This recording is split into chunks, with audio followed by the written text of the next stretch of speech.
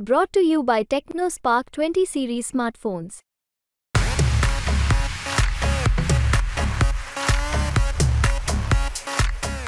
तुम्ही जर धमकी देत असताल तर आम्ही सुद्धा इथं बघतो, तुम्हाला काय करायचं करा, आम्ही सुद्धा राजकारणात गोट्या खेळण्यासाठी आलो नाही, आम्ही भक्कमपणे अशोक बापूंच्या पाठीमागे उभं राहणार म्हणजे राहणार।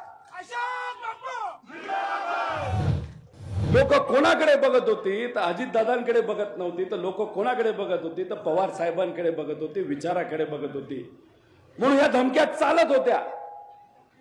आज आहेत का पवार साहेब त्यांच्या बरोबर?